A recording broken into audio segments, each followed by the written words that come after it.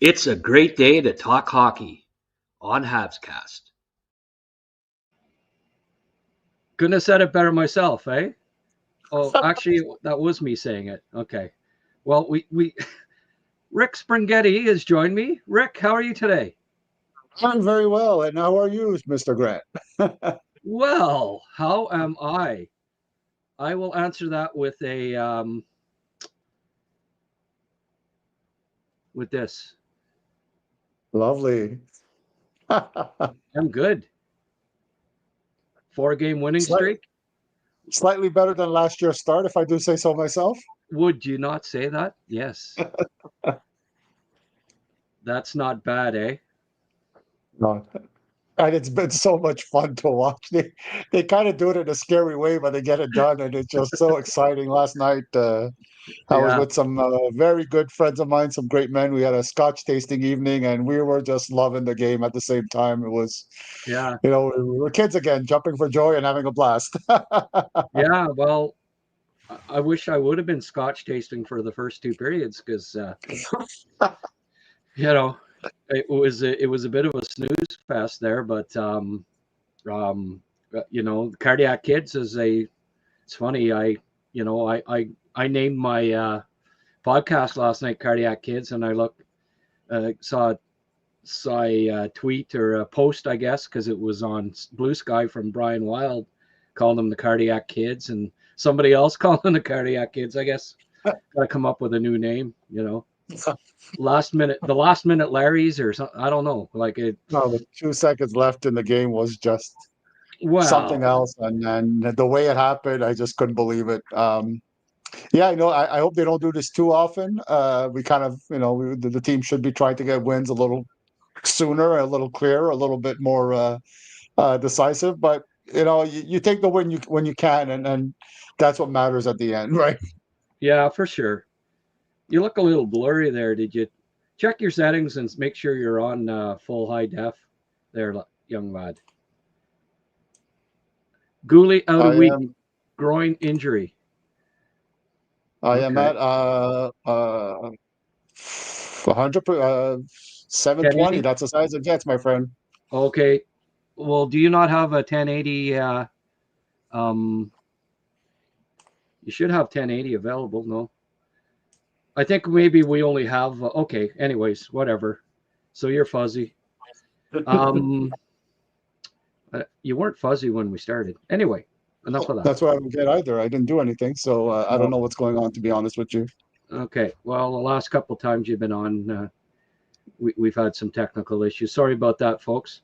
So let's have a look at this. The Atlantic Division. I wonder, Rick. I said it before the season, and I feel it even more strongly now. I think the Canadians can win the Atlantic this year. Like Uh, the Panthers with it's the injuries that they had. Senators lose Kachuk. The Maple Leafs without Marner. The last time a team lost a 100-point scorer, like for basically nothing, was Boston with Joe Thornton, and they got like 68 points the next year. They dropped like 35 points. I think the Leafs will drop some this year. I'm not a believer in the Red Wings. I mean, we saw it in the game that Canadians played against them. And I really think the Lightning, like 6 or 7 years of not getting young players, they have no discernible young talent under 25, coming up. They've traded away draft picks after draft pick. After a while, that catches up with you. I think Tampa, and I mean, the slow start for them. I think Tampa comes back to earth a little bit this year too. It's wide open for me. The Atlantic is wide open. What are your thoughts on that? No, you're spot on that one. And look at Tampa Bay. I mean, they just have no depth at all in that team. And you look at a team like Toronto, who have holds, and again, they don't have the assets to get something right now in the market. You only have East Cowan that's a pretty decent prospect, but not like a superstar prospect. They don't have any first round picks this year or next year. Boston, getting McAvoy healthy and Lindholm is helpful. But there's every team has a glaring hole. And I'm a huge believer in depth. I really believe in it's so important over a long season. Guys go through slumps, injuries, all these things happen. And that's a strong point for Montreal right now. Like they do have that depth, especially at D, where you're not dressing a Jacky or a Struble, and they played very well. They should be in a regular lineup all the time, and you can even go down to Laval and get an Enstrom to come up if you're in trouble. And they're rolling three lines really well. I think the fourth one is struggling myself. That's another issue. But they could withstand a lot, and they're getting better all the time. And it's a team that's young, so you're thinking that the younger guys are just improving and getting better all the time. So I think you're spot on, Grant. I really think that it's really up for grabs, and I think the Habs are one of those teams that really could finish first, and it would not be a shock at all. Even Florida.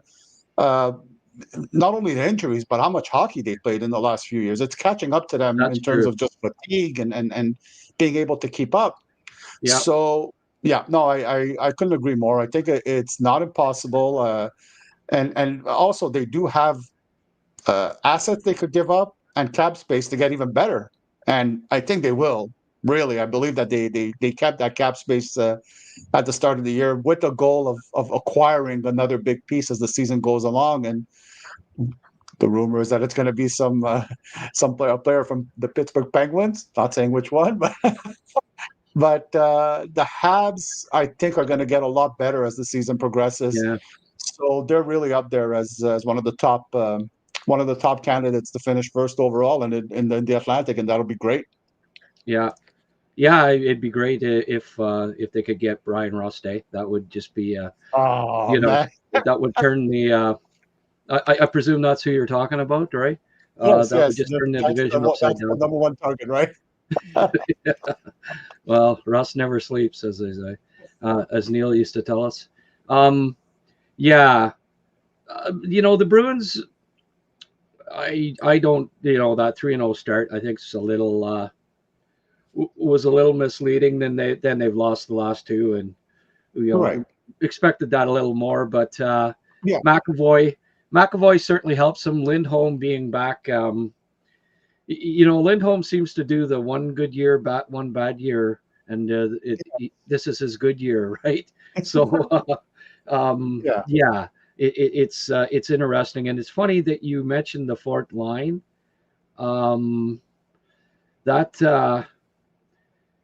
What do you think of Line so far? Do you think he doesn't? I haven't minded his defensive play. I'll give him that. Mm-hmm. I don't think he's been poor defensively, but it's just not the right match for him to be playing on that line, I don't think. And I'm not real sure that he's happy about it. I've got something here that I wanted to show you. Did you see this photo? Yeah, I did see this earlier today. Interesting. Everybody celebrating. I assume it was the tying goal. Yeah. Because Dobish obviously wouldn't have been on the bench. Right. Hopefully not, anyway. But he would have been way out of position there. That's right. But the third guy from the left, sitting down, one of these things don't belong with the other, as the old Sesame Street song used to go. Yeah. What the heck's going on there, Rick, do you think? Anybody else, I would be a lot more concerned, but because it's Laine, who's never very demonstrative, and he always looks awkward no matter what's going on around him. Especially in group settings, I find one-on-one, I've seen interview with him where he's a little bit more relaxed and he's almost witty. But in group settings, he seems to be almost awkward. So I didn't read too much into it. But I do think that he's realizing too that there's really not a spot for him on this team right now. He knows he doesn't fit in anywhere. And I assume that he knows. I think part of the frustration might come that he realizes that if he's not scoring when on the power play, he's not going to score at all because that line has no chemistry with Evans and Anderson. I mean, they're up and down, north south players. Not very creative. Liney needs guys around him that are creative. He doesn't play with a lot of pace. They do. They can't slow down the game because that's going to hurt them. And I think right now he knows that he just doesn't fit, and he doesn't. He's trying to find a way to help the team, and I don't know if there is for him right now. So it's difficult. I don't know what he could do right now. To be honest, that could work. Now you're coming in nice and clear. Good man. Funnily enough, I took down the resolution. Yeah, eh? I just tried something out of the blue. Like, well, that's working. I guess high resolution doesn't work for me. Face is not pretty enough, so it blurs it. Yeah. That you got smart. You got a smart camera. It says no. Lower well, that's it. It's good. No. There's smart TVs and there's smart cameras. Yeah, we've got a new member. Carl Boudreau. Carl, really? Jeez. Thank you so much. Carl, he's a saint. He's a Patreon member and now he's a member on YouTube. So double support from Carl. A very, very good person. Very, very, very. Carl has supported me from day one. Every venture. Amazing. He's a prospect nut and a Habs nut. And thank you so much, Carl. And I'm glad you could make it to the show tonight. The Friday night, the first Friday night live. Yeah. That's not a takeoff close to any other, famous name for a show or anything like that. You and I will have to do the weekend update now. We'll call our show the weekend update. Yeah. Can you do a Norm Macdonald impersonation there? Yeah.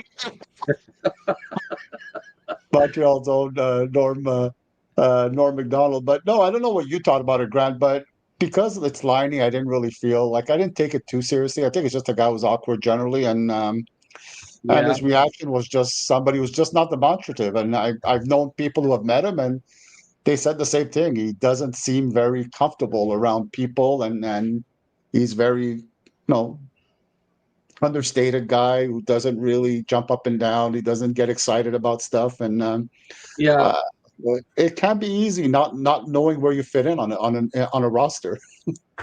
It's tough, and I mean $8.5 million or whatever they're paying him, right? To play on the fourth line, he's not. He hasn't really come close to scoring yet either. Really, that shot's not. He's not getting the shooting lanes. No. He's not moving around much. He's not getting open. Starting to worry that, my thought that I thought because he trained all off season in Montreal, first off season that he had gotten to, wasn't fighting an injury for the entire off season, got into better shape.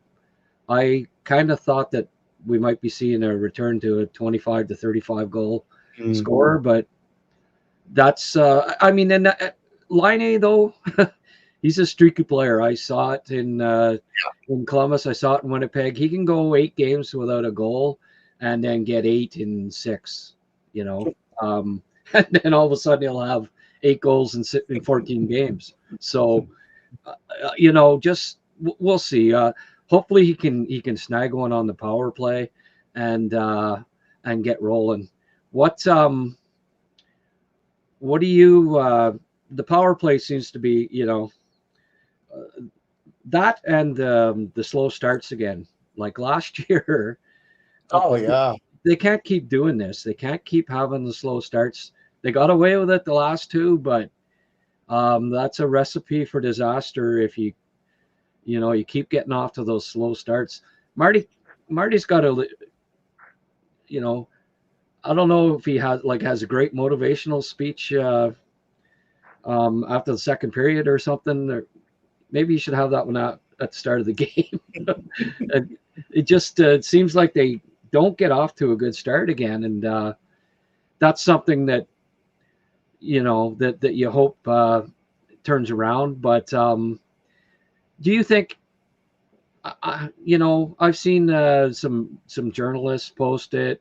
A lot of people on a lot of the good people on our live chat and social media, of course. They want Demidov on the first power play, right?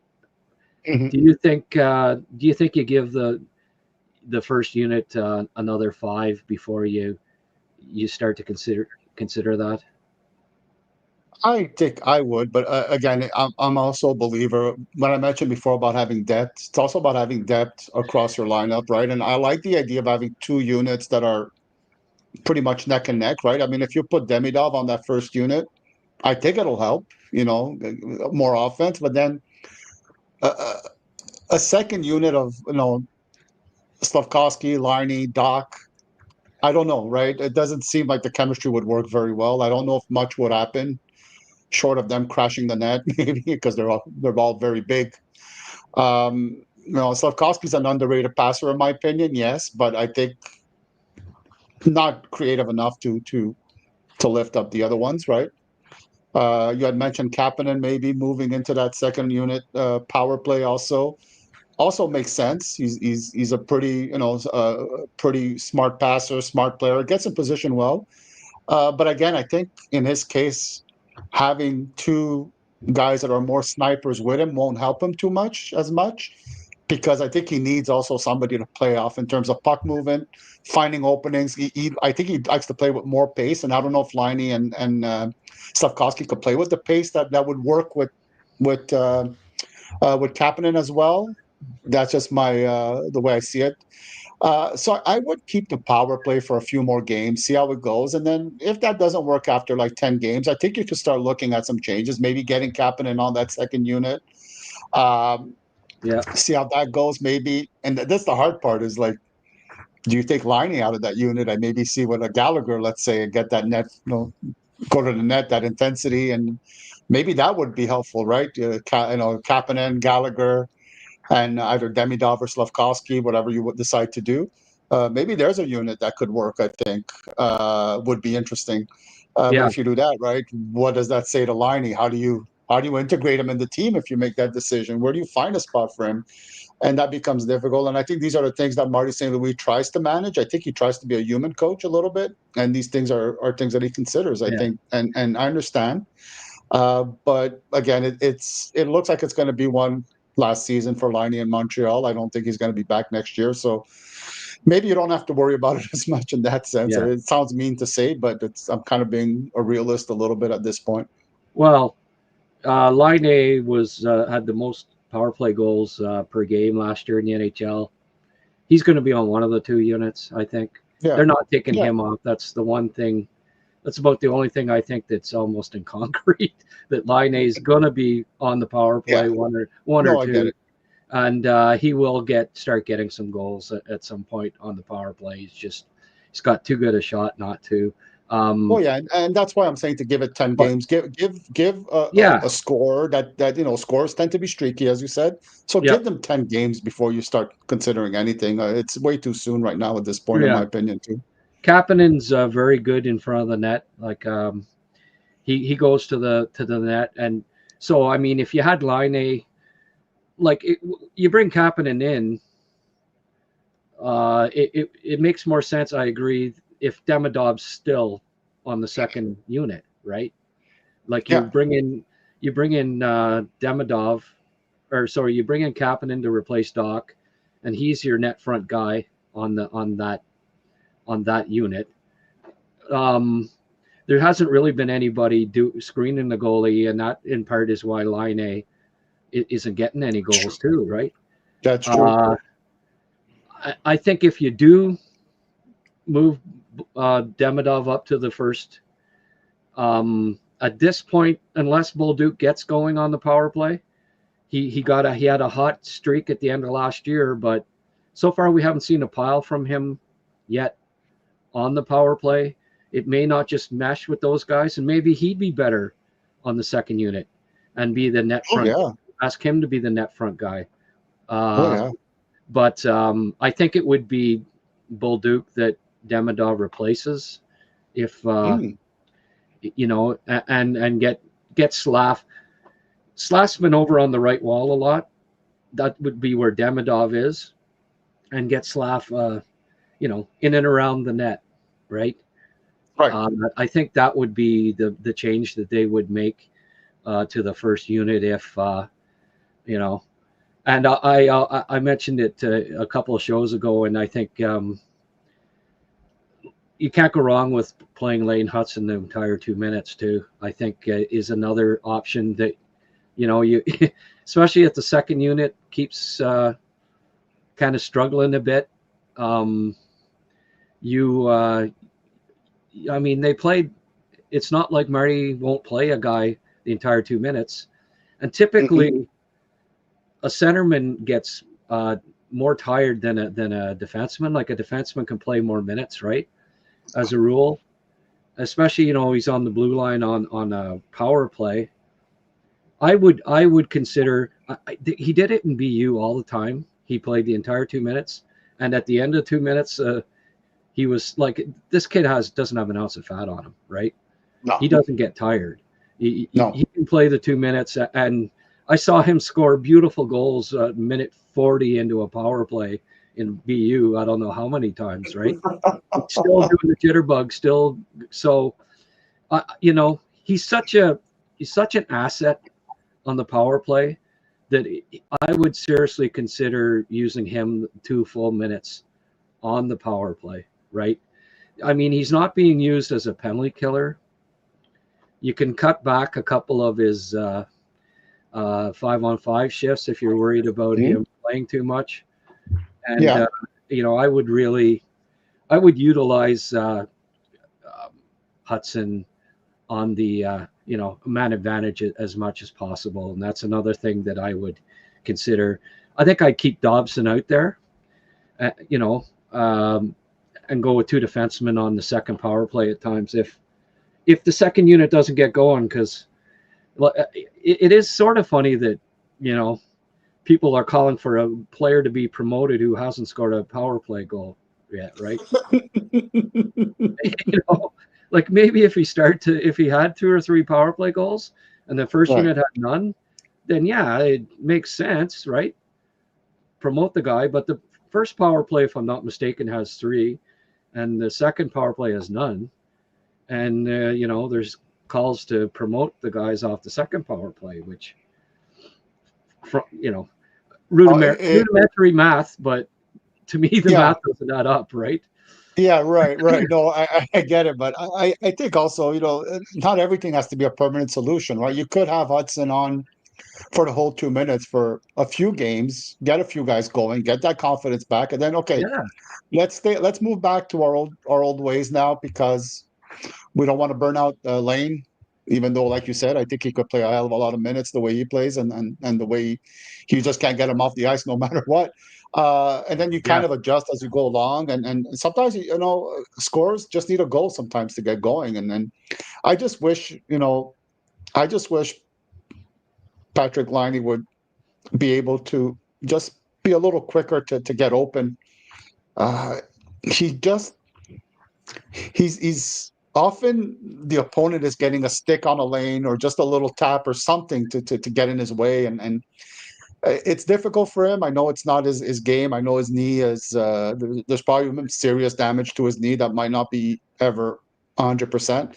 But just a little bit of more movement, a little bit more finding an opening, a little bit more jumping in, and giving the opponent a little something to think about here and there would be good. He's still a little bit more on the power play, at least, not as much 5-on-5, but on the power play, I still find him a little bit static sometimes, and I wish he'd just move a little bit and give himself a little bit more openings. But yeah, for sure.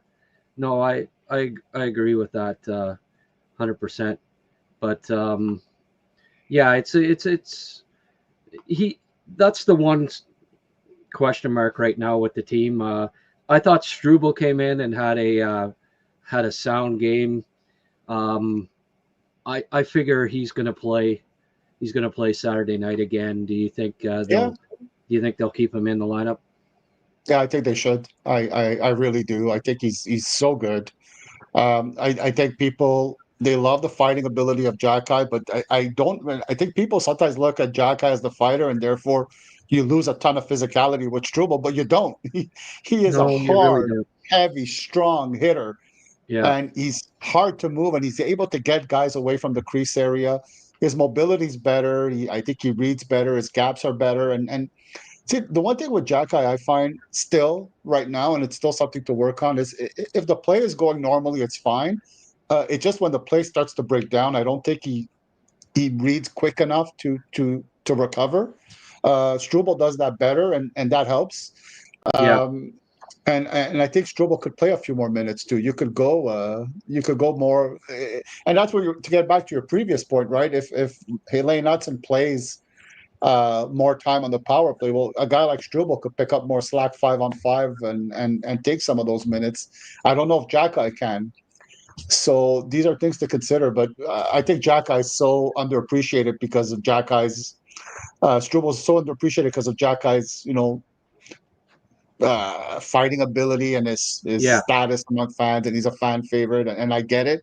But I think Struble flies under the radar a bit in terms of what he does for the team, how good he is on the Yeah. ice. Well, I mean, it's nothing personal against Jack. I think he's a fantastic human being, larger than life character. Love his Yeah, sense of humor. You can't help but love the guy, yeah. Um, And did you see him? but They had a clip of him after the last game. It wasn't dressed, and I think he was the first one to jump on the players when they were oh no, he's coming salt back. of He the earth. was like genuinely happy for the team. No No, pettiness, no pouting, none of that. almost as ecstatic as Line was when they scored the tying goal there. Yeah, no, he's salt of the earth for sure. Yeah, Um, love, I love Arbor Jackeye, and it's too bad that I also love Struble. I've interviewed Struble and met him at the development camp a couple of years ago, and man, I just when you can tell just right away that somebody's just you yeah. know is aces, and Struble's a super nice kid, and Yeah. I like them both a lot, and it's too bad that one of them has to sit out. Carrier's not coming out of the lineup. He's been great. No. He's been jumping into the rush Oh yeah. just like Oh yeah. constantly. He's got the green light. It's kind of cool to see him. What did you think of Evans, Newhook, and they were down a goal, 3:30 left, right after the power play. They put Evans, Anderson, and Newhook out, and they needed a goal. That seemed odd to me that would be, the trio that you go to that, like Evans and Gallagher haven't, or Evans and Anderson don't have a goal yet this year, right? That's not really No. their role. Kapanen, leading rookie goal scorer in the league, and didn't play on the power play. Every time after the power play, like it has hurt Kapanen's ice time because every time after a power play, it's never him that goes out. It's No. always Evans. It's like I have to reward the vet. He's got to be out. He's got to be out every 2 minutes, and it's. I think it's just kind of habit. But in that situation, down a goal with 3.5 minutes left, I haven't had a lot to, I don't have a lot of negative things to say about Marty's coaching this year. I think obviously you're 4-1, and he's doing a fantastic job. I did find that a little puzzling that Evans went out in that situation. Do you think Marty St. Louis was thinking, it's been difficult for Evans and Anderson to play with Liney this year. It's affected them, and maybe that was a bit of a reward to say, no, listen, guys, I'm going to put a Newark on that line. It's going to suit you better. I'll give Well, you a little bit of candy, a little something I could to see help. those. I could see those three playing together. At some Yeah. point. Oh yeah. Bolduc up with Kapanen and Demidov, Line with Doc and Gallagher. Gallagher. Um, maybe.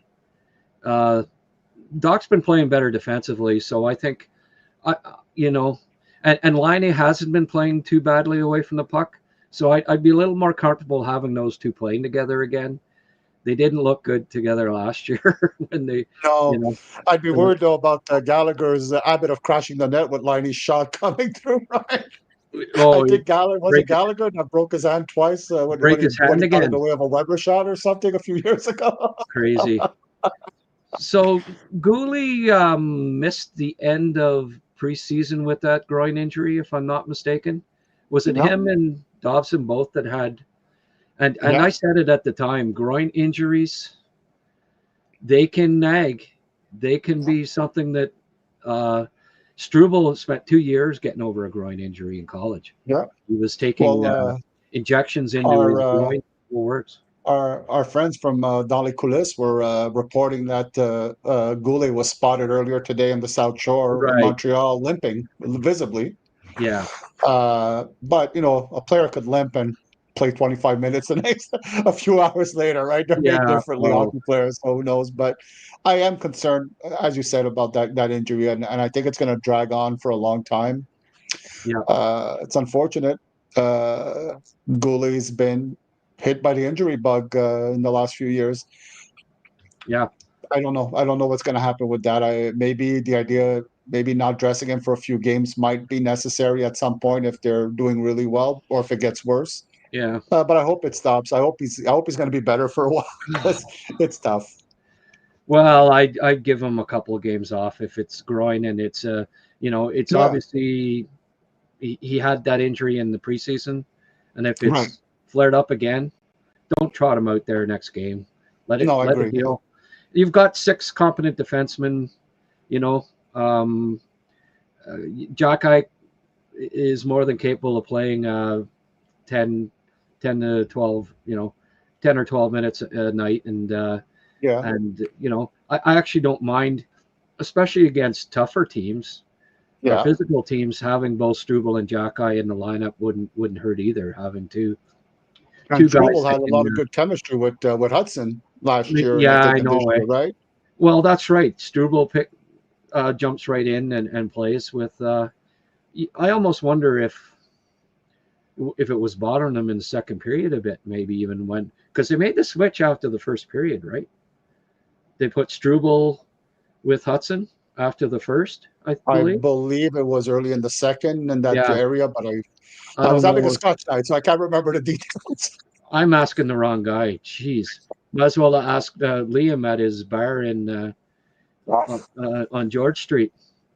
But just I want a quick message here. We do a show on Sundays, and looking for a sponsor for Habs Prospect of the Week. Every Sunday, contact me at grant@habscast.ca. It's not going to cost a lot of money. It's, your company, Habs Prospect of the Week. We do a video every week. It'll be featured every Sunday. That's maybe our most popular show on here so far. I put the call out here anyways. I'd like to find a sponsor for the Habs Prospect of the Week. And, if we find one, I'll also post it on Twitter and on Blue Sky. I've got about 30,000 followers almost combined. Rick as well can do that. So your company would get a lot of promotion from it. Get in touch with me and maybe we can work something out if you think it might be something you'd be interested in. Rookies. Why don't we have a look here? Who the heck is that leading the rookie goal scoring? You mentioned him once or twice. Yeah, I've been defending them all. Obviously, all preseason. I had to defend my thoughts on him, but I would not have predicted. I know it's early, and that's going to change. Oliver Kapanen's not going to be the leading goal scorer, rookie probably, but hey, you gotta like that. Who do you? Pellikka scored a goal tonight. He'd be in the conversation too, I suppose, although I'm not the biggest Pellikka fan, but away from the puck. However, who at this point would you say would be front runners for the Calder this season? Yeah, I think I tend to give a lot of credit for young defensemen because it's such a difficult position to play, right? So you get a little Yeah, bit of an advantage in my eyes always, and Z Bouillon is playing really well. he is. I think he's got 4 or 5 points, and he's playing around 19 to 20 minutes a game. So he's been really impressive. And how about Matthew Schaefer? I mean, he's got 4 points already this year. He's barely eligible to play this year. Like that's how young he is. Yeah, He's only played what 20 games last year? Did he even hit the 20 game mark or 22 or something like that? And he's not playing on a very deep team or a very good team, and it's difficult, I'm sure. And he's playing so well. So those two guys are standing out as being two of the great ones. And then Beckett Seneca has been really really good with Anaheim. He's among the most amount of minutes among the forwards, I think, with that team. And it's a team that has some pretty decent depth in the forward position. And a few veterans have joined the team, but he's still holding his own and playing a lot of minutes, which means a lot. It's not just the points, right? It's if you get the points, but you're getting the minutes, that tells me that the coach believes in your overall game. You're not just floating by when you're playing that many minutes. So those guys are all standing, and Demidov has been fantastic, and I think the points are going to start to go in. I think he's just trying to find that perfect chemistry with his line mates, but he's getting better game after game after game, and he's going to explode at some point. Like he's playing well, but I think he's going to hit another gear. I'm pretty sure it's going to happen soon enough. Those are the players to me that are the most impressive. But again, I always tend to give a little bit of love to defensemen in this league. It's such a hard position to play, really. Yeah, I agree with that. Those guys. I'll add Oliver Kapanen to the mix too. If he ends up scoring 30 goals this year, playing center as a rookie, I don't think he will. But even 25 plus and killing penalties and playing you're right. top three center role, I think you have to consider him, right?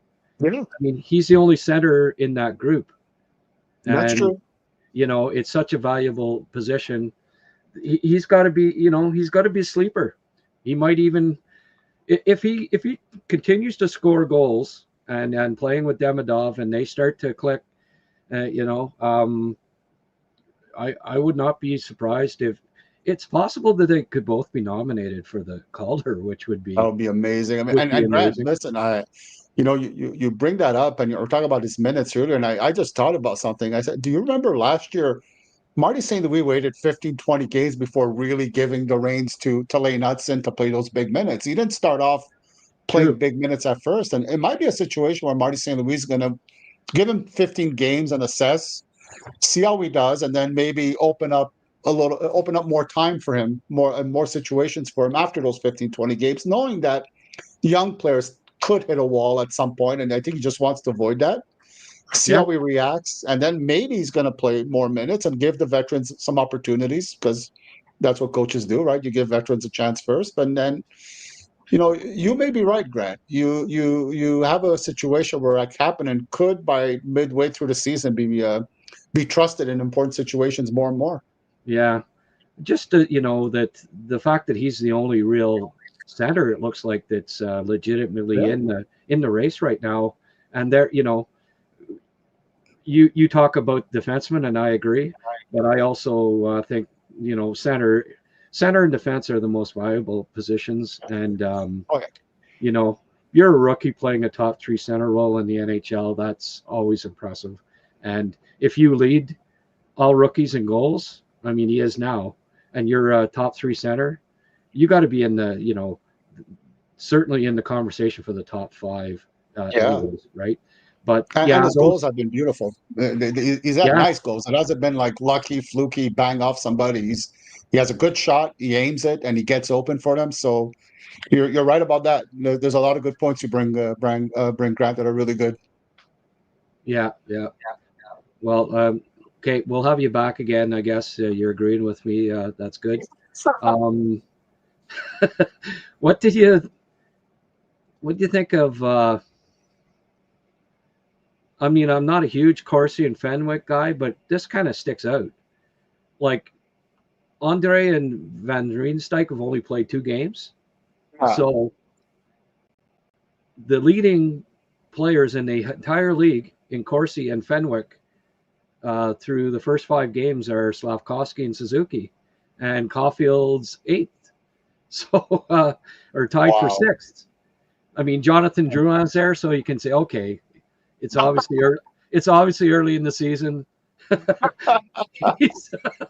But still, that's really that is interesting. I think it obviously there's only one team that has more than one player in there, and they're all on the same line. So I think this is a good indication that the first line is playing well. Oh yeah. And it's visible. I mean, they're never in their own zone. It seems they just always get the puck. They get in deep. They force the opponents to run around. It's almost like they're on a power play. Sometimes I'm looking, I'm like, there is 5 players on the other team too, right? Okay, they're not on the power play, but they're controlling the game.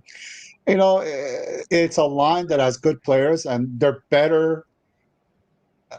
They're better together. Like they have that chemistry. They play. They understand each other, and again, I can't say this enough, but I never thought Caulfield would be such a solid 2-way player, and he's really, really grown up and understood the importance of playing well without the puck and giving that effort. I've heard some people say, well, his positioning is off sometimes, but I could live with that 1,000 times if somebody's back checking hard and trying, so because they'll learn. If you're not even trying to back check, you're never going to be able to do anything because you're not in the play. Caulfield's been really impressive in that, and I'm not a big stats guy, but I'm not surprised by seeing that. I'm surprised a bit that Troy's up there, but it's fun to watch them. Yeah, Terry says Evans has not impressed me this year. I don't think he's even come close to a goal. Well, his game is not. He's got to be the top penalty killer, and so far he's been very good at that. I don't think they've been on for a goal against, and that's Evans' main job at this point. He's never going to be a big goal scorer. We know that. Fourth line center, that's not your role as a rule. I mean, offensively, I haven't seen much from him yet this year. And in part, I think, you make a good point that Line A is kind of like a duck out of water on that line. He just, like Newhook would be a lot better fit. But Newhook's playing well and producing, and it would be considered a demotion for him to a certain degree, I guess. But I think that would be a hell of a line. Evans, Anderson, and and they could play second, third line minutes a lot of nights, right? You have them as defensive matchups against other teams' scoring lines. Like I even noticed, I think the Evans line was out second, right? They started with Suzuki line, and the Evans line was usually that's I think is what they do. Yeah. I would think so. Yeah, I think he's got the trust of the coaching staff. Right. But I wonder though, like at some point Veleno's going to have to come in, and maybe Veleno would fit really nicely with him and with Evans and Anderson too, right? Veleno plays better when he keeps his game simple too, and that might be a good thing for him. I guess Line would be off the power play then, eh? See, you finally figured out a way to get just take him out of the lineup altogether. Yeah. Well. $8.5 million sitting in. I don't know how crazy Jeff would be about that, but hey, whatever, he's paying it regardless whether he's sitting in the friggin' Suns or not, right? Right. Okay. Well, you might be able to talk me into that. Let's Zharovsky. Let's get to the kid, okay? Oh. I've got a okay, this is his first shift the other night. He lays 2 big hits. Okay, one right there. I like that. He started off with a nice big hit. We'll get this Terry's thing off. But I thought he started strong. Yeah. 2 of them, and he got a friggin' penalty on the second one there. Oh, Like, no. Like, come on. That's the KHL, eh? Let's look at this Yeah. again one more time. So he came out, I loved it. Oh, maybe he kind of got his stick in there. Okay.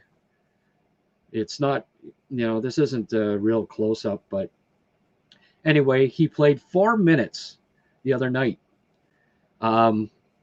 These are his shifts in the first period. I liked every one of them. And he ends up getting another penalty, and we'll show it. Again, battling. I don't mind, getting penalties when you're competing.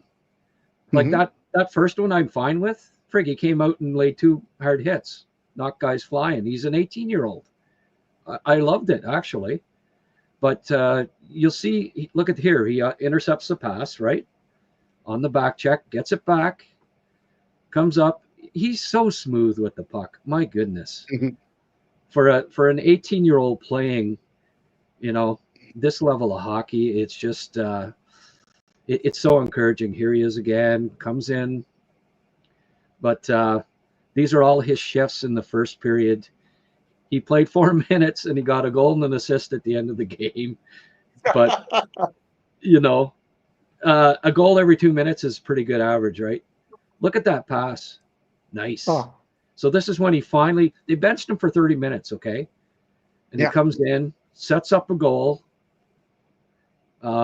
He almost had like 4 points in the 2 minutes that he played in the third period. Here he is again. Look at this right here. Like that. Just insane. If that guy could have got it over, he's got great hands, right? But then the goal as well that he scores here was pretty nice. He reminds me a lot of Seneca. I know I've mentioned that before, but kind of a cross between Seneca and Del Bell Blues. 2 guys I scouted quite a bit in the O. But here's his goal. Bing. I think everybody's probably seen that. But this is what's that? The great thing about that goal that made me laugh is it was a nice goal on the backhand, which was 24 hours around after Demidov scored that beautiful goal on the backhand versus, I think it was a Seattle game. Yeah. But he was dangerous every one of these shifts, Yeah. And I don't know. I think the coach is going to have to okay, really? You bench a kid 30 minutes for getting 2 penalties for battling? Like, the difference, though, is that this coach didn't throw him under the bus like Demidov's coach did all the time last year. There, he said that he felt Demidov was tired due to the difficulty of playing at such a high level at a young age, and he wanted to protect him. Right. So at the very least, he didn't throw him under the bus, but I think it doesn't really make sense. He should be playing a lot more than 4 minutes. Well, yeah, especially when it's such a poor team, and he's averaging 4.2 points per 60 minutes. Like last year in the KHL, there were 2 players that flirted with that all year. Yeah. One of them was Demidov. Okay. At this point last year, he was about 4.2. And Zharovsky is 4.2. Okay. On his team, the next best is 2.8, which is 50% less. Okay. I went and I looked at all of the KHL stats.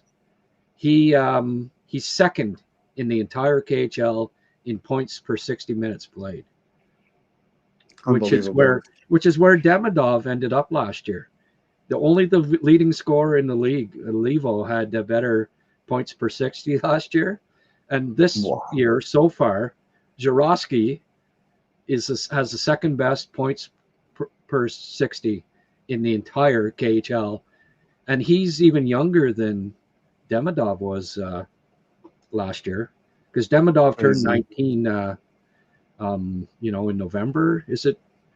I think he's turning 20 here pretty soon, right? Zharovsky's was even a little younger than what Demidov was last year. So, and Zharovsky's a lot less physically developed than Demidov, right? So there's a lot more runway for him to get stronger and things like that, because he does look still very frail.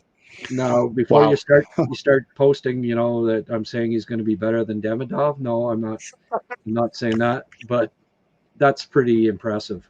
It is. It really is. There's another one coming, boys, and if Demidov or Kapanen doesn't win this year, a couple years down the road, maybe Hage is in next year. Well, you never know. I think Hage probably needs 2 years, but that's another. We'll see how things keep going here in his development. But yeah, another one in the pipeline coming there, Rick. And one that is so much fun to watch too, which is even better. We get to be entertained too. Yeah. LJ Mooney playing against Verhoff. Yeah, I gotta. As soon as this is done, I'll be watching the tape on that one when it comes out on Instat, and definitely that's a nice matchup. Verhoff at his age playing NCAA hockey is pretty impressive. He's a heck of a prospect, isn't he? Oh yeah, the tools are fantastic, and I know he had a tough Ilinka Gretzky, but that was just a really tough situation for him, where they only had right shot defensemen, and they were moving him around a lot. But it was not indicative of how good he is. Believe me, folks. Yeah. And geez, Michigan's really, we have to take it in stride. They're playing Robert Morris and Mercyhurst with two of their first 3 opponents, right? But he scored again tonight. That doesn't surprise me. Actually, they blanked him last night. He didn't get any points against Robert Morris. Simon LeBlanc, kid line of Bolduc, Kapanen, and Demidov would be awesome. Yeah, that would be.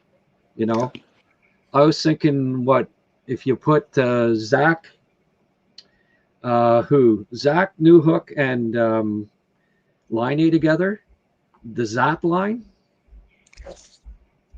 That wouldn't be too bad. No, that would. But I do like Simon's suggestion. You got a good thumbs up from me. That's for sure.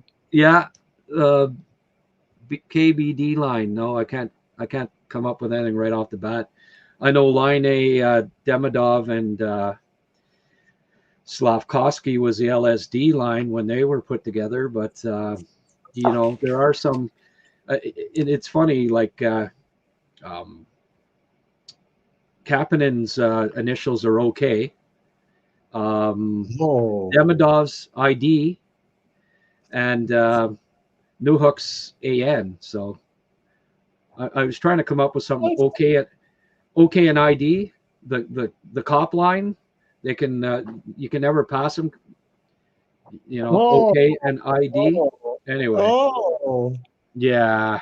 Your imagination is it's good. It's a nice tool, man. I like it. Yeah. But anyway,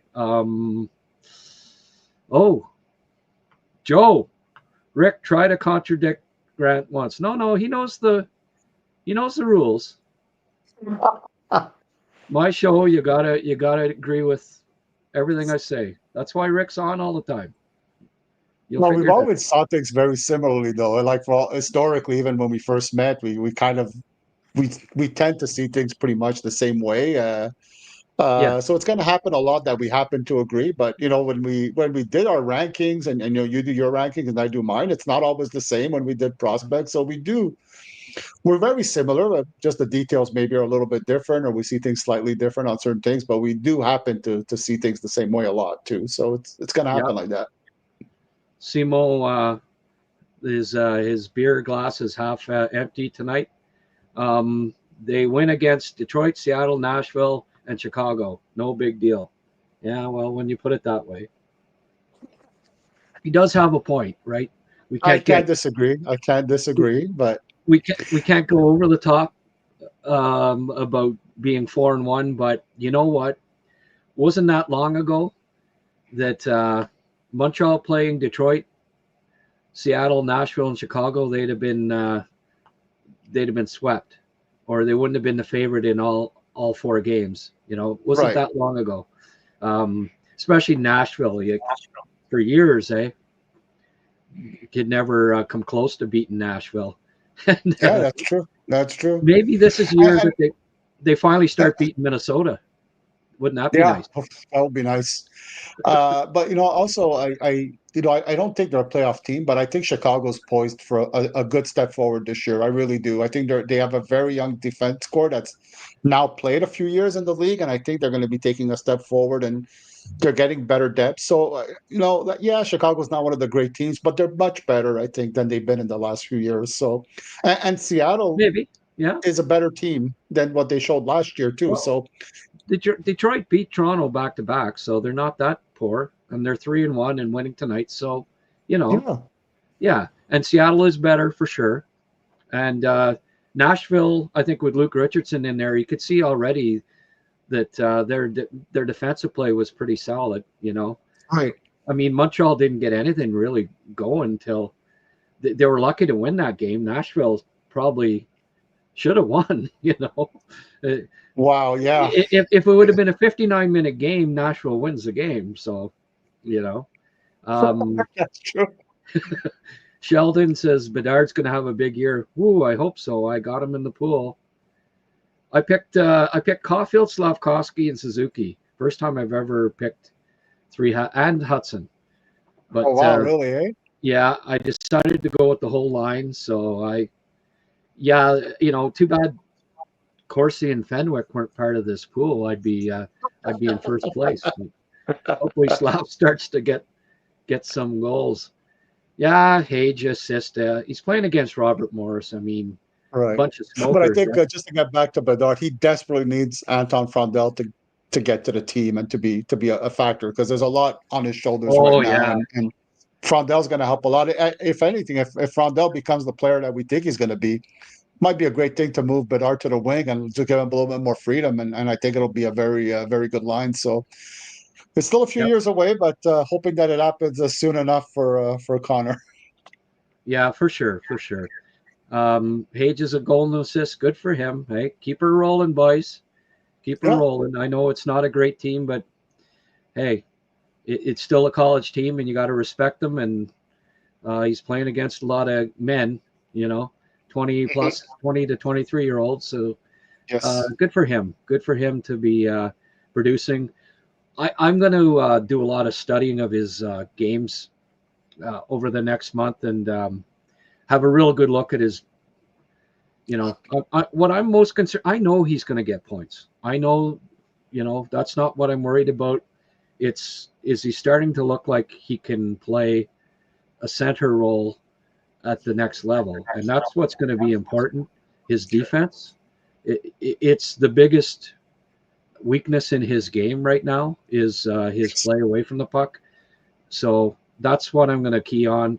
And I'll, I know I have a reputation for being a bit optimistic about Montreal prospects and stuff, but I have been harder on Hage than most people.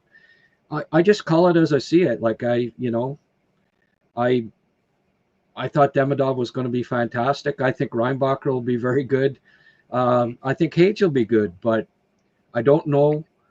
And we've talked about this, and you've agreed. There you were agreeing again.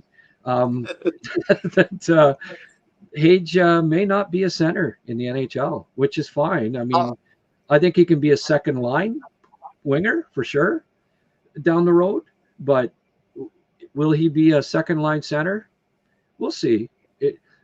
There's still a lot of work to come on his defensive play, and I'll be keen on that as the year goes along. Rick, are you now that you've got things set up a little better for to watch the prospects and stuff, the draft eligibles, you're going to start. Yeah. You're going to start. We'll start keying on them a little more on Sundays and. Yeah, I think so. I got maybe another week of. I just got a lot of things going on in my personal life in the last month, and it's been challenging. A lot of running around, and but things are settling down. Things are going well, and the goal is to start really in November to really start focusing on the prospects. I'm well set up now, and I miss it, and I want to watch. I want to watch the players that from what I think is going to be a good draft this year. So I really want to get into it again. Absolutely. We'll as things get rolling here. I've been keen on the Habs, getting this HabsCast going, doing it daily. It's a lot of work, and but yes, last year I put a list out in, I don't know, August or September, and it just changed so much, and it made me realize, and I didn't have the time this year anyways, but come around Christmas time is when it starts to you start to really get close to having what maybe the first round, at least 20 of the top 32 guys you've identified by then. And as we roll along, we'll talk draft prospects a little more, and on Sundays especially, I think we'll make sure to dedicate a portion of that to draft prospects, and maybe even do a draft prospect of the week on Sundays as well. Absolutely. Again, if you want to sponsor draft prospect of the week, there's an opening there too, folks, and it won't cost a lot. We're just trying to get a little bit of compensation for the large number of hours that we put into this.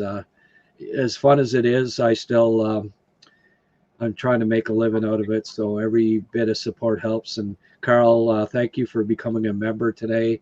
Everyone, please take a minute to subscribe. Hit subscribe. Hit the like button. Hit hype if you're on your mobile phone. I still haven't. Have you ever? I've never seen the hype button. I've seen it. I've clicked on it, and you have, eh? Listen, your content, look, folks.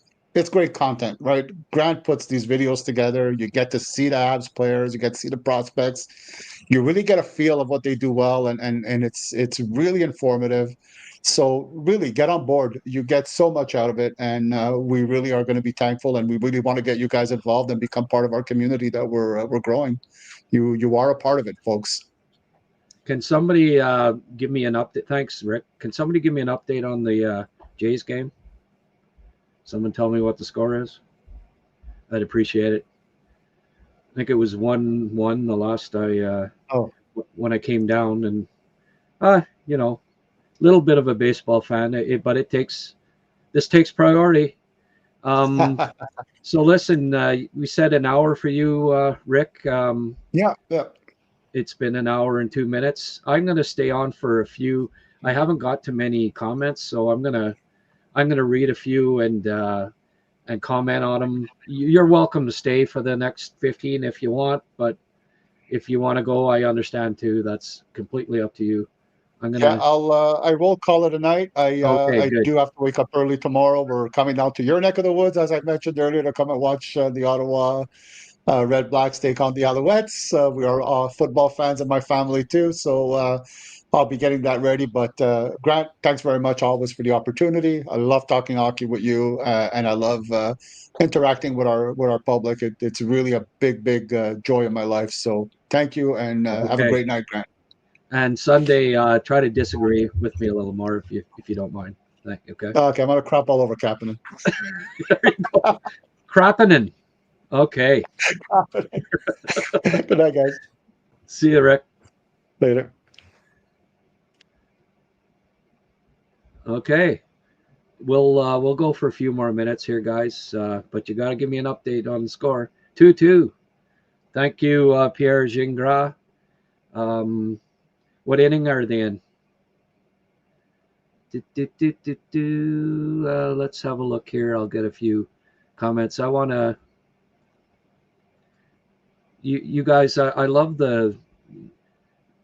I'm so fortunate that the people that do come and weigh in. A lot of really good guys on. Well, mostly guys. I haven't seen too many girls, but people on live chat. Just great contributions. Keep it going. I want this to be a big part of the live telecast. What you have to say means a lot to us, and there's often a lot of really good points. Joe says, "Don't touch dock line till December."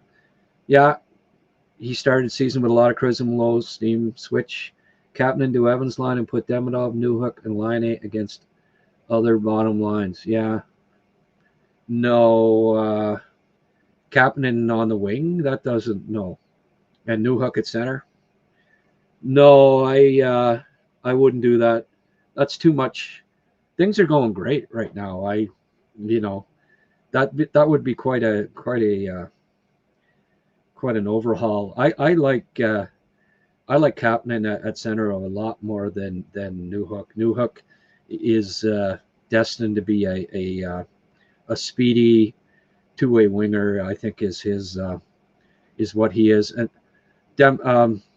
you're developing Kapanen to be a top 3 center on this team, and that playing on the wing on the fourth line is not going to. We saw last year, right? He played 18 games or whatever, right wing, and he didn't get a goal. 5 games playing center with Demidov, he's got 3 goals. I'm not changing that. I'm not changing that right now. I keep those guys together till the foreseeable future. My only possible change would be to flip Bolduc, get Bolduc on replacing Newhook. But right now, I think best leaving it alone for the foreseeable future would be my opinion on that. Thank you for the comment. What's Francois have to say here? So far, I've been more impressed by Zharovsky than Hage. Hage uses empty space time given to him to skate and shoot. Zharovsky creates time space. Yeah. If I were to, if you were to ask me who I think out of those two, if there's only one spot available in the top 6, 2 years from now, 3 years from now, who I think is the better candidate, I would say Zharovsky at this point, but I think there are some similarities there. Hage certainly has that capability. I didn't think last year that Zharovsky was as good away from the puck as he's shown already in the KHL, and that's really impressed me.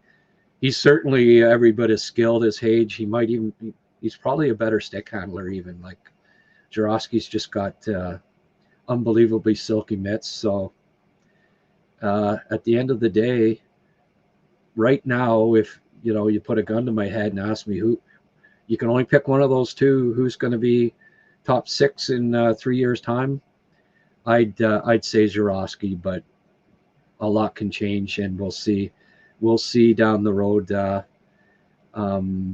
what happens there. Crosby, it'd be nice to get Crosby for sure. I mean, we'll see. We'll see what happens down the road with him. Lots of talk about Terry Meyer would like to see Beck get a game faster than Line, better checker. He can keep up with Anderson and Evans better. Yeah. I don't know. I'd even, if you had to call somebody up, it might be Jackeye play on the fourth line with those two. He's not as fast as Beck, but if you had to do that, you'd call one of them up. But Line, they're not. I don't see them.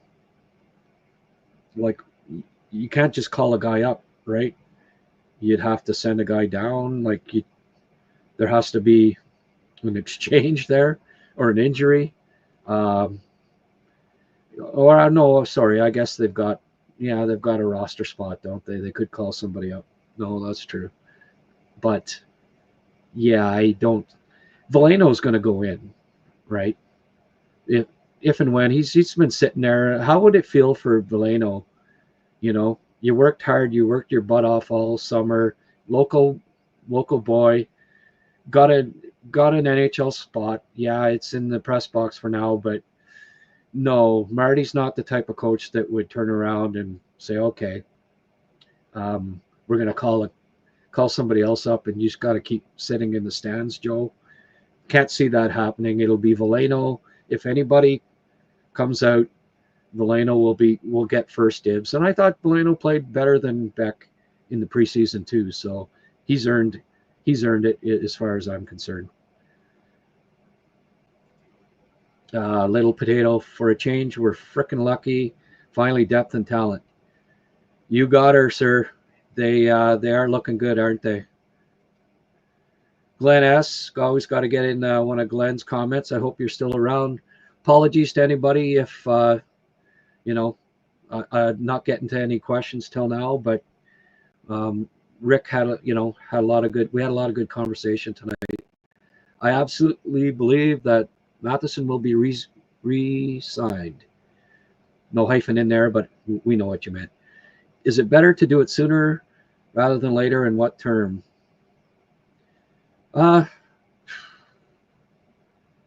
There's two trains of thought on that. I mean, a lot of guys don't negotiate during the season. Sometimes it can become a distraction, but I have heard that they have been talking, and if they are, it's already a distraction anyways. It may be more of a distraction if they are talking, and just like with Hudson, and nothing's getting done.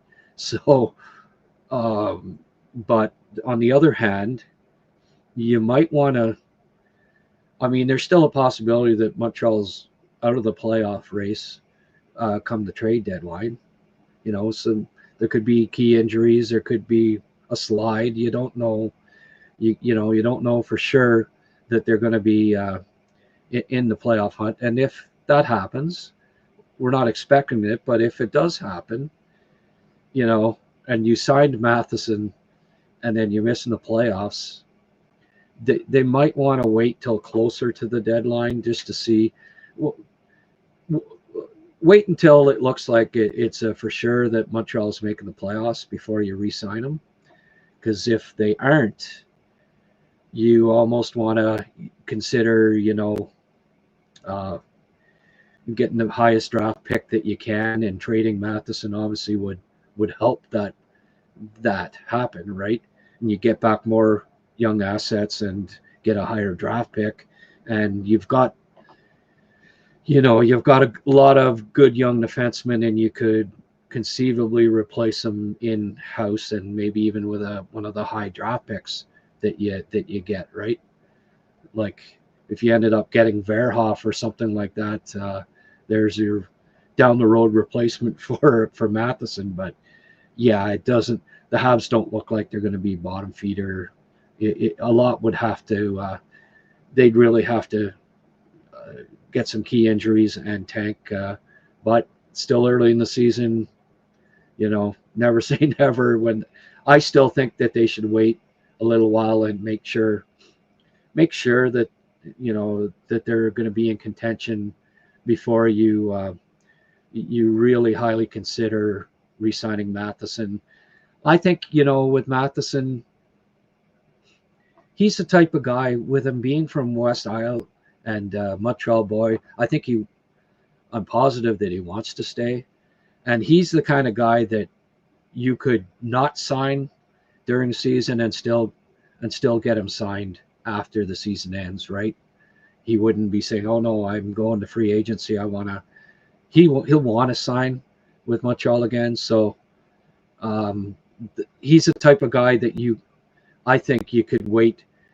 If you want to re-sign him, it doesn't have to be during the season this year. It can be between when Montreal season ends and free agency. What else we got here?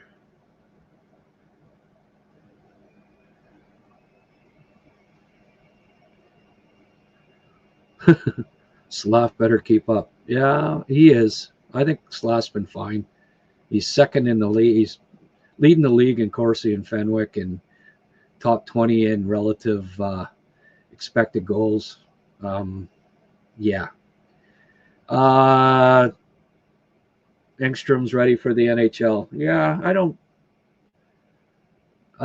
necessarily agree with that, Glenn S. He's close, but there's no spot for him right now. I don't think he's better than Struble right now. That's my opinion, but I may not be right about that. But I think judging on what I saw in the preseason, he's still got to get stronger and more physical, better play away from the puck in his own zone. I think that's still the part of his game that needs to develop, and I think that will come with one more solid off season. There's no rush on Engstrom, right? He doesn't. He's not waiver eligible this year, so let him keep developing in the AHL. Give him one more year. I think still needs to get a little stronger. He's certainly nowhere near as physical or strong as Struble is. So they don't need another rushing offensive defenseman. They need, the Struble's a better fit in the bottom pairing and Jackeye even right now than Engstrom, I think. But Engstrom he's an NHL skater all day. He can beautiful skater, and that's his ticket to the NHL. Will it be with Montreal? Might just be a numbers thing where he's dangled. He's a guy that's dangled in a trade because, if you think he's ready for the NHL, there's NHL teams out there that think the same thing. I would imagine, because from what I've seen from you, Glenn, you've got a good eye for talent. Terry says Dobush is a starter. 2-0. 2-0. Oh well. Hey, you play 2 games. If you win 2 in a row, you got to be the starter, right? Again, I don't think he's got to be the starter, but he's making a case for if Monty struggles, there's certainly a more than capable guy, it looks like, to come in. Let's not forget Dobush started last year. What was it, 5-0 or 6-0, and he was sensational. And then he went into that stretch where he thought, oh my goodness, he can't play at all. And Monte had to play almost every game for a stretch because, Dobush goalies can be very inconsistent. They have their highs, their lows. Right now, Dobush is on a high, but if we remember last year, when he first came up with the Canadiens, we thought, oh God, this guy's never going to lose a game. And then he was flopping all over the place and looked horrible. So Monty's got the track record at this point. He's more proven. He's for the foreseeable future, at least, they're going with Monty as the starter. But Dobush keeps playing well. Monty struggles a bit. You'll see that getting closer to 50-50. And then if it keeps continuing, it'll eventually be Dobush playing more than Monty. We can't predict the future, but certainly you're not going to see Monty's not going to turn around and say, okay, Dobush, now you're the starter after winning 2 games. That's just not the way NHL coaches go about it.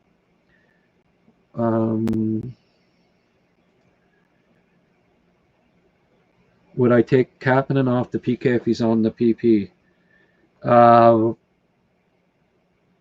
I don't know. I mean, he's playing 12 minutes a night, so if he plays another 2 on the, plays another 2 on the power play, it's still only 14, 15 minutes a night. So I don't think that's overused by any means. They're not using Suzuki on the power play so far. You'd have to have somebody who would be the player that replaces him, I guess. If it's Suzuki, then is Suzuki playing too much, right? Because Suzuki's already playing 22 minutes a game. So do you up his totals to 24 a night so that Kapanen's not up to 14 or 15? I think it wouldn't be a tremendous amount of time on the PP if Kapanen was on the second unit. So unless he starts struggling on the PK, I'd keep him on the PK too. But I have a feeling that they're keeping Doc. Doc's got a long leash. They want him to develop into their second power play guy. We've seen some glimpses of it that he can maybe do that job, but you know, certainly if they don't get rolled in there, they have to consider putting Kapanen in there, I think. Simon, Doc and Gallagher can't play on PK, so Kapanen will stay on the PK. Right. Well, I mean, it'd be Suzuki. Suzuki was last year. They went with 3 pairings on the PK, and so far it's been 2 duos mostly. Like last year, Suzuki, Evans, and you know, there were a lot of PKs where Suzuki, Evans, and Dvorak all got shifts on the PK. 1-0 Laval after 2. Davidson 1 assist. Jack-Eye. Oh, Davidson with his first, Jack-Eye and Messar. Okay. Well, thanks for the reminders that I'm missing a lot of baseball and hockey here. I think we better wrap it up. It's been 80 minutes now. Pretty much the same people keep posting here. Devin mentions that Ovi gets number 898. Wow, that's pretty cool. Sheldon, I agree. Engstrom might be part of a trade package for a 2C. It's just, you know, you got Gooley, Hudson, Matheson, Struble, and Jack-Eye. You know, they're all proven that they can play in the NHL. Engstrom hasn't proven that yet. Montreal's trying to contend. I see him as being a trade chip. As much as I do like him, and I think he can play in the NHL. I think that he's a nice player to dangle in a potential trade. You know, if you put together a package of Engstrom, I don't know, Hage, and a first-round pick, you could get quite a return, right? Like that would, I think that would start to interest Pittsburgh, for instance. You know, if you said, "Oh, how about Hage, Engstrom, and a first?" They're not going to hang up. They're at least going to discuss it, and some people probably disagree with, you know, giving up that much. I would. I'd even add for Crosby. The guy's just he's generational. He's going to help a team win for the next 5 years still, as far as I'm concerned. So it would cost you a pretty penny to get Crosby.